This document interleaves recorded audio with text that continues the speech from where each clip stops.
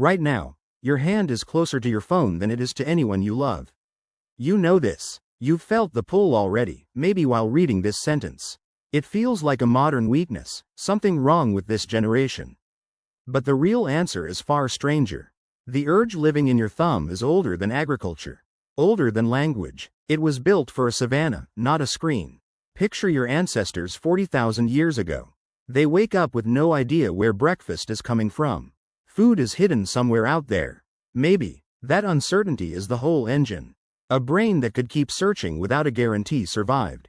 A brain that gave up after one empty bush starved. So evolution built something specific into you. Not a reward system for finding food.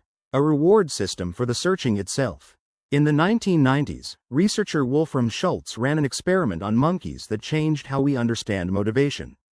He expected dopamine to spike when the monkeys received juice. It did, at first. But once the monkeys learned a cue predicted the juice, the spike moved. It stopped firing at the reward. It started firing at the anticipation. The brain wasn't celebrating the prize. It was celebrating the chase. Do you see where this is going? Your phone did not invent this. It found it. Every time you unlock your screen, you're not checking for certainty. You're checking for possibility. Your brain doesn't know the difference between foraging for berries and foraging for notifications. To your dopamine system, it's the same unfinished sentence. Decades before smartphones, psychologist B.F. Skinner ran pigeons through boxes with a lever. Press it, and sometimes food appears. Not always, not on a schedule. Pigeons rewarded on that random schedule pressed the lever more, not less, than pigeons rewarded every time. Certainty made them lazy. Uncertainty made them obsessive. He called it variable ratio reinforcement. You call it your notification tab. Your phone isn't built like a vending machine, where you know what you're getting. It's built like Skinner's box. Some refreshes give you nothing. Some give you a message from someone you love. You cannot predict which. Your brain treats that unpredictability as a signal worth chasing. Not because you're weak, because you're human. Researcher Natasha Scull spent years studying slot machine designers in Las Vegas, and what she found unsettled the industry itself. Engineers had rediscovered Skinner's principle without ever citing him. She called the deepest state a player enters the machine zone, where winning isn't even the goal anymore. Many gamblers told her a big win actually interrupted the state they wanted. What they wanted was the rhythm, the spin, the wait, the near miss, the spin again. Now look at your phone again. A near miss activates the same circuitry as an actual win.